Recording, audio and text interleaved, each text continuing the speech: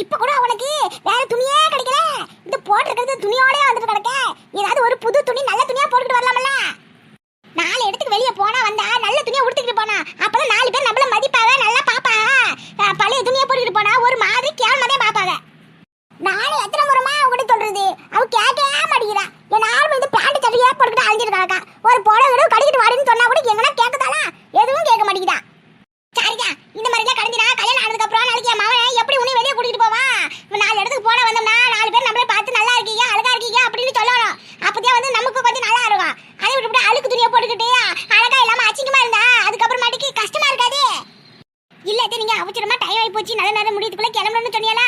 நான் இந்நேரம் பார்த்து புடவை கட்ட போனோம்னா குறைஞ்சபட்சம் 2 மணி நேரமாச்சும் ஆகும். ஏன்னா எனக்கு தான் முன்ன பின்ன புடவை கட்டியே பழக்கம் இல்லைல்ல. புதுச்சா கட்டுறதுனால ரொம்ப நேரம் பிடிக்கும். அதனால எதுக்கு நல்ல நேரம் முடியதுக்குள்ள கிளம்பிடலாமேன்னு நானும் போட்டிருக்க இந்த ட்ரெஸ்ஸோடு வந்துட்டேன். இப்படியே இருந்தா இதுல சரிப்பட்டு வராது. பாத்தீங்க, நான் உங்ககிட்ட ஏற்கனவே சொன்ன மாதிரியா கல்யாணத்துக்கு அப்புறம் கண்டிப்பா புடவையும் கட்டணும். நான் முடிய வளர்த்து விடு, தலை நிறைய பூவை வச்சு விடணும், தெரிஞ்சுதா? அம்மா விடுங்கம்மா, அத கிளம்பியாச்சு கடைக்கு போயிட்டு இருக்கோம்ல, இதுக்கப்புறம் எழுதுக்கு அவகிட்ட சொல்லிட்டு இருக்கீங்க. ஆமாண்டா, இன்னும் அவளுக்கு பொண்ணாடியே ஆகல. அதுக்குள்ள அந்த பொண்ணை ஒரு வார்த்தையும் சொல்லக்கூடாது. உடனே அவளுக்கு ராசை பொத்துக்கிட்டு வந்துருமே. அவளை சப்போர்ட் பண்றதுக்கு முன்னாடி வச்சுட்டு வருவா. இந்த பாருடா, அம்மா பேசும்போது இப்படி குறுக்க மறுக்க பேசாம வாயை மூடிட்டு அமைதியா இருக்கிற வழியா பாரு. இப்பயா இருந்தாலும் சரி, எப்பயா இருந்தாலும் சரி. நான் உன்னை எதுவும் தப்பா சொல்லி போடல, கடைதான் பேசுதே. பொண்ணுக்கு நான் 4 இடத்துக்கு வெளியே வெளியே போகும்போது புடவை எல்லாம் கட்டினதே பொருந்தோம், நல்லபடியா லட்சணமா இருக்கா. ஆண்டி அப்படிலாம் சொல்லாதீங்க. இதை பாருங்க, என்னையே பாருங்க, நான் என்ன புடவையா கட்டி இருக்கேன். பொண்ணுங்க தான் புடவை தான் கட்டணும்னு ஒன்றும் அவசியம் இல்லை. அப்படியே நீங்களே சுடிதார் தான் கொடுத்துருக்கீங்க. என்ன கரெக்டு? வயசு மனுஷனா புடவை தான் கட்டணும். நான் வயசு அளவேன், எனக்கு வந்து உடம்பு முடியல. அதனால நான் வந்து இந்த மாதிரி துணியை போட்டுட்டு கிடைக்கேன். எல்லாத்துக்கும் ஒரு அளவு இருக்குல்ல. இங்க பாரு மச்சிட பண்ணே, நீ தான் வந்து கல்யாணம் ஆனதுக்கு அப்புறம் கூட பேண்ட் சட்டை போட்டு சுத்திட்டு கிடந்தே. உன் மாமியார் காரி உன்னை கண்டிச்சாலா கண்டிக்கலையே எனக்கு தெரியாது பத்திங்க. ஆனா நான் அப்படி கிடையாது, ரொம்ப கண்டிப்பு ஸ்ட்ரிக்ட். என் மருமவ எப்படி இருக்கணும்னு நான் தான் முடிவு பண்ணணும், மத்தவங்க கிடையாது. டா பச்சைக்கிளி பிள்ளை, கல்யாணத்துக்கு 4 எடுக்கு தான் வருது. மறுபடியும் இந்த மாதிரி பேண்ட் சட்டை போட்டுறத பார்த்தேன் அப்படின்னா பொல்லாதவளா இப்படி பத்திங்க. முதல்ல இப்படி துணியை போறதை விட்டுட்டு நான் சொன்ன மாதிரி புடவை கட்டுற வழியா வரு. சரி கத்து. ஆச்சி, என்ன இந்த ஆண்டி அளவுக்கு மீறி பேசுது? பாவச்சு பச்சைக்கிளி, அவன் மூஞ்சி பத்தி எப்படி மாறி போச்சு? மூஞ்சி அடிச்ச மாதிரி இப்படியே பேசுவாவோ? ரெட்டியா, அவ வீட்டு மருமவள அவ பேசுதா? யாருக்கு இடையில நீ நானே எதுக்கு போகணும்னு சொல்லு பாப்பா. பேசாம வாயை பத்திட்டு அமைதியா இது. உனக்கும் நான் அப்பையிலேருந்து சொல்லிட்டு கிடக்கேன், புடவை கட்டிட்டேன்னு. நீ தான் புடவை கட்ட முடியல அப்படி இப்படின்னு சொல்லிட்டு கிடந்தேன். ஏதோ 4 நாள் நல்லா புடவை கட்டிட்டு கிடந்தேன். மறுபடியும் பார்த்தா இந்த கன்றாவியான ட்ரெஸ் போட்டுட்டு வந்து கிடக்குவா. இதுக்கு கையில காலையெல்லாம் அப்படியே தெரியுது. ஏன்னா கரும ட்ரெஸ்ஸோ இது. இந்த வயசுல போடாம வேற எப்ப போட சொல்றேன்? வயசான உன்னைய மாதிரி ஆயவானதுக்கு அப்புறமா போட சொல்றியா? அப்புறம் ஊர்ல இருக்க ஜனங்களை என்னை பார்த்து சிரிக்க மாட்டாங்க. கொஞ்சம் அது வெளியே போகும்போது இப்படி எல்லாம் மாடெல்லாம் அழகா ட்ரெஸ் பண்ணிட்டு போனதுன்னு மத்தவங்களும் நம்மள மதிப்பாங்க. ஐயாய், உடன்றது நம்ம உடம்ப மறைக்கிற ஒரு பொருள். அப்படிங்க அடுத்தவங்க பார்த்து வாயை பொழக்கணும்னு ஆசைப்படக்கூடாது. அதனால பேராசை. அசிங்கமான ட்ரெஸ் போட்டுட்டு போனாலும் ஆன வாயை பொழப்பாவோ, அழகா துணி உடுத்திட்டு போனாலும் ஆன வாயை பொழப்பாவோ. ஆக மொத்தம் வாயை பொழக்கதான் செய்வாங்க. அதையே நீங்க புடவை கட்டக்கூடாது. வாங்கிட்டு போய் சொன்ன மாதிரி என்ன சொல்லணும்? தபாட்டியா, அவன் மாமியை காரி பச்சைக்கிட்டே என்ன வேணாலும் சொல்லுவா. நாம எதாவது கேட்க போறோம்னா பதிலுக்கு நீங்க யாருன்னு கேட்டுவிட்டா அப்புறம் எங்க கொண்டு போய் மூஞ்சி வச்சுக்கிடுவா சொல்லு பாப்பா. அவ வாயை பொதுக்கிட்டு இரு, அவ என்ன வேணா பேசிட்டு போறான். நாம வந்த வேலையை மட்டும் பாப்போம். பச்சைக்கிளி பாவம், முகம் பாவம் போல மாறி போச்சு, பார்க்கவே முடியல. எங்க அம்மா ஏன்டா போய் பேசிட்டு கிடக்கோ தெரியல. எதுக்கு அடுத்தாலும் பட்டு பேசி விடுது. ஏமா ஏமா என்னடா ஏமா, அங்க பாருமா பச்சைக்கிளி முகத்தை, பாவம் போல கிடக்குமா. ஏமா இப்படி அவளை போட்டு திட்டிட்டு கிடக்கா? சரி, அதை வெளியே வந்தாச்சுல உடையே தண்ணியை கூப்பிட்டு வச்சு அவளுக்கு பொறுமையா எடுத்து சொல்லு. அதை விட்டு எல்லாரும் முன்னாடி இப்படி போட்டு திட்டிட்டு கிடக்கிய. அவன் மனசு கஷ்டப்படாதா?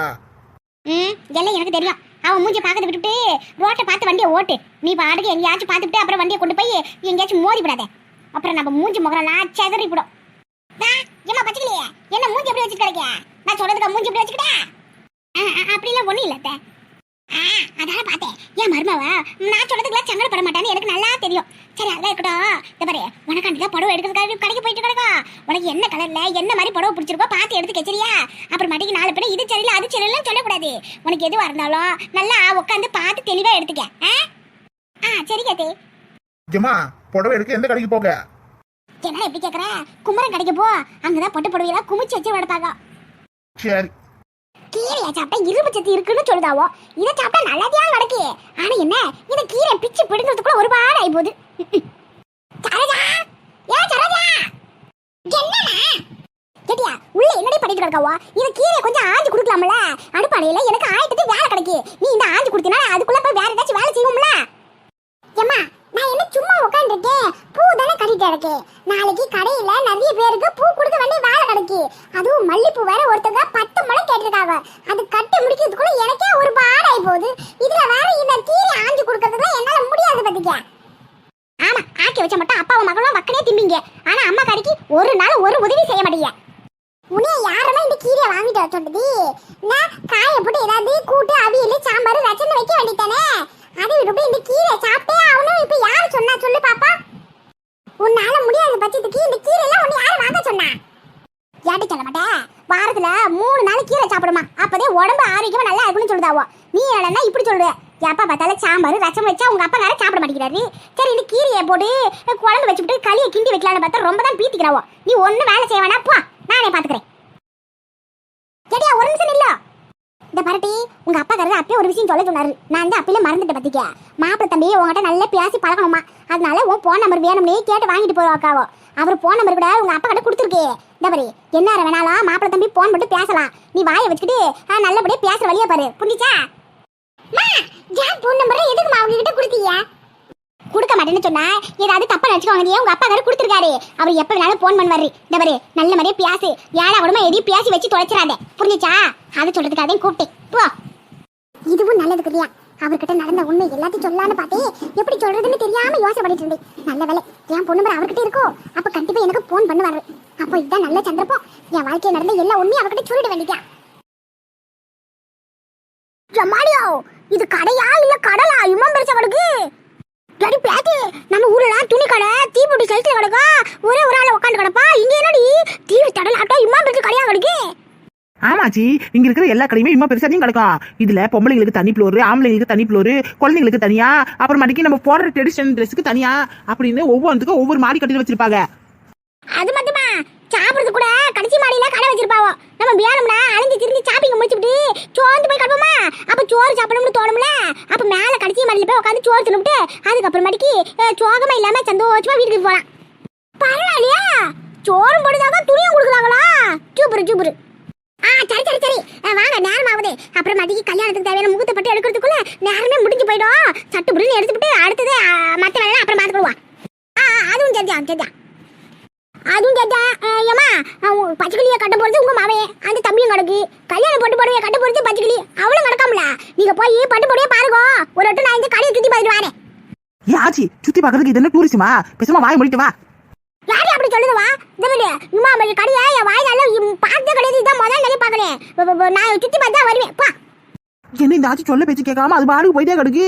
இது ஆச்சு ஏழை கூடமா இது பண்ணி பிடிச்சுன்னா அப்புறமாட்டிக்கு ஏன் வாங்கி கட்டிக்கிறவன். இது வேற வாய் வச்சுட்டு சும்மாவே இருக்காது. ஐயோ, வந்த வேலையை பார்க்காம இது வேற ஒரு வேலையை பார்த்துட்டு கிடக்கு. இது பின்னாடி சுத்ததான் நம்ம வேலை போல இருக்கு. ஏன் ஆச்சி நில்லே. என்ன துணி இது? அங்க கட்டல் துணி ஆடு கிழிஞ்சு போய் கிடக்கு. என்ன இது? இந்த பொம்மைகளுக்கு இப்படி ஒரு கன்றாவி துணியை போட்டு வச்சு கிடக்காவோ? சோ கர்மா. என்னது கன்றாவி துணியா? இது காசு கொடுத்து வாங்குறதுக்கு எம்புட்டு பேர் காத்துட்டு இருக்காங்க தெரியுமா? இதுக்கு பேர் தான் மாடல் ட்ரெஸ். இப்படி எல்லாம் மாடலா பொம்மைங்க ட்ரெஸ்ஸை போட்டு விட்டாச்சியா இந்த மாதிரி ட்ரெஸ் எல்லாம் உள்ள இருக்குன்னு மற்ற கஸ்டமர்களுக்கு தெரிஞ்சு வாங்க வருவாங்க. எனக்கு மாடல் ட்ரெஸ்ஸா?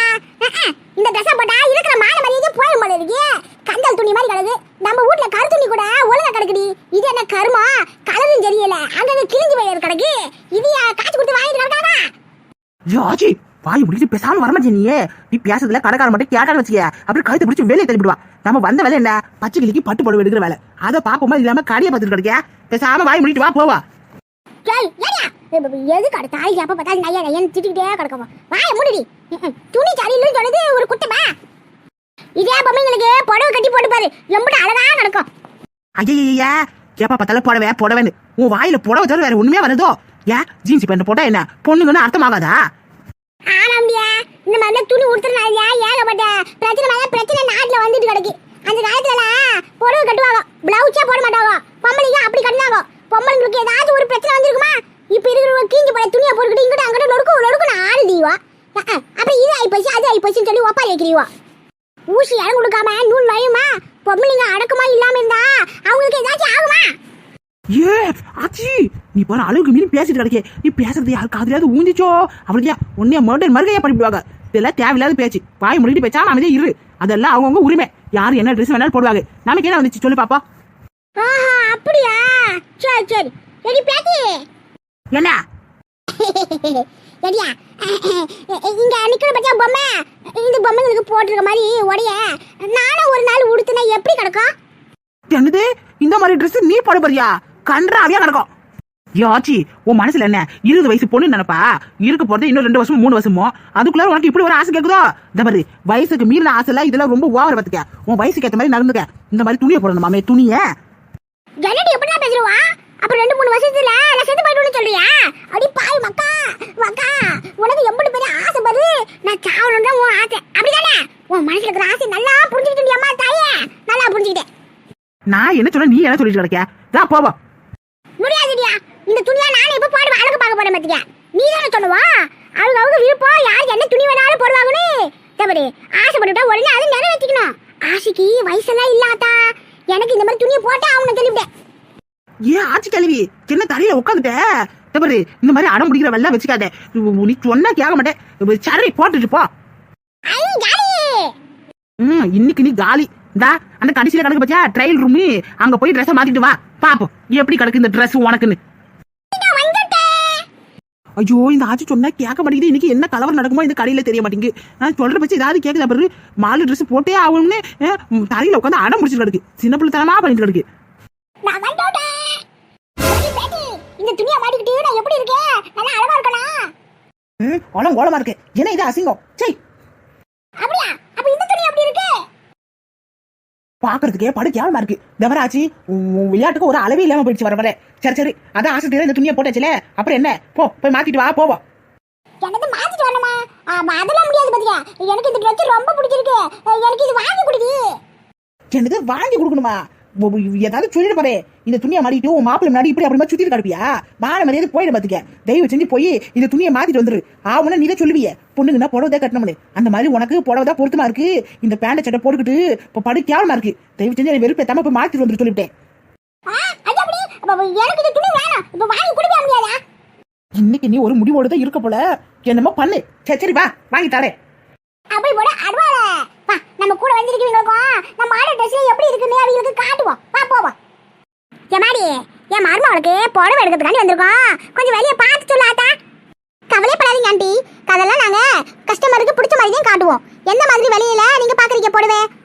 ஐயோ ஒரு அடியா 10,000 20,000 30,000 பட்டு புடவை எடுத்து போட்டுருவாளோ என்னமோ தெரியலையே. எம்பிட்டு விலையில இருக்குன்னு கேட்போம். ஆமா இப்ப புடவை எல்லாம் எம்பிட்டு விலையில இருந்து ஆரம்பிக்குது? சாதாரண புடவையெல்லாம் 1000 ரூபாயில இருந்தே ஆரம்பிக்குது. ஆனா கல்யாணத்துக்கு முகூர்த்த புடவைலாம் 10,000 ரூபாயில இருந்து 1,00,000 ரூபாய் வரைக்கும் கிடைக்குது. நீங்க கல்யாணத்துக்கு பாக்குறீங்களா இல்ல சாதாரணமா பாக்குறீங்களா? ஐயோ உடனே ஒரு 1,00,000 ரூபாயில பார்க்க ஆரம்பிச்சுவாளோ? நாங்க கல்யாணத்துக்கு தான் பாக்குறோம். ஓஹோ அப்படிங்களா? சரி எந்த ரேஞ்சுக்குள்ள பாக்குறீங்க? ஒரு 20,000 30,000 காட்டவா இல்ல வந்து 50,000க்கு மேல காட்டவா இல்ல வந்து 1,00,000 ரூபாயில காட்டவா?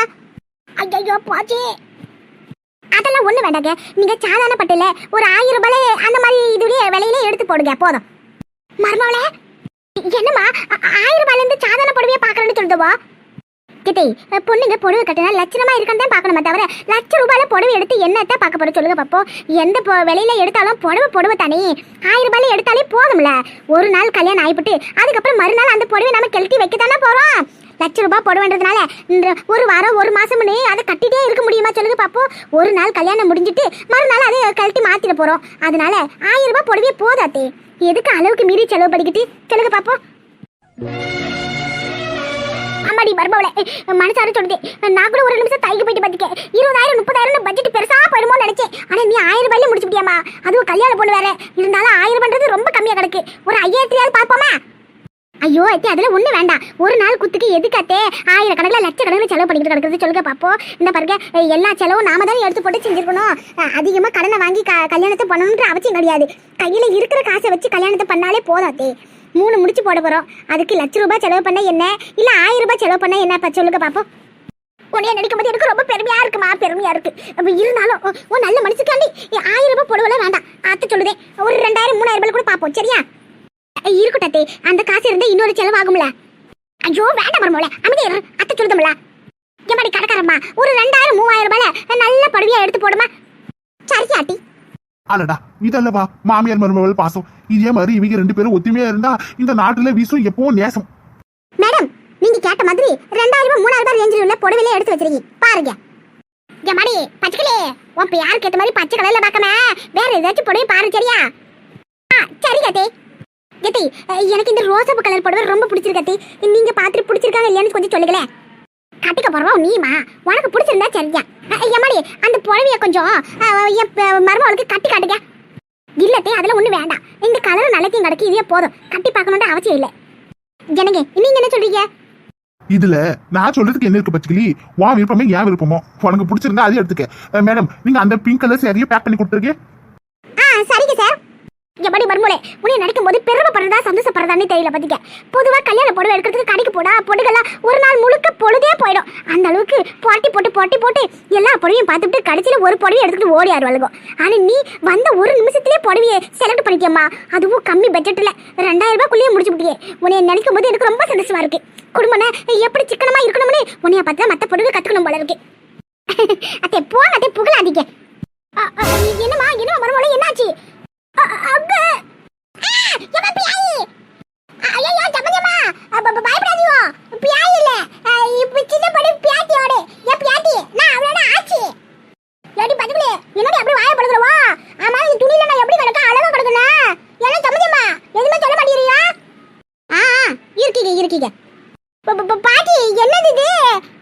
நான் எவ்வளவோ சொல்லி பத்தி இந்த ஆட்சி என் பேச்சு கேட்கற மாதிரியே தெரியல. இந்த துணியை தான் போடுவனே ஒரே அடம் முடிச்சு அழுது புரண்டு கடைசியில போட்டு வந்திருக்கு.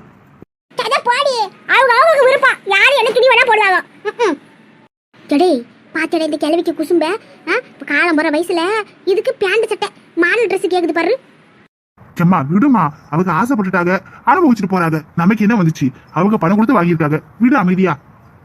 ஆமா புடவை எடுத்து முடிச்சிட்டீங்களா? அதெல்லாம் எப்பயும் எடுத்து முடிச்சாச்சு. என் மருமவே 2000 ரூபாயிலே முடிச்சு விட்டா கல்யாணம் சாரியா. என்னது 2000 ரூபாவா? ஏடி பாத்துக்கலே 50,000 60,000 எடுக்க வேண்டியதாடி பட்டு படுவியா?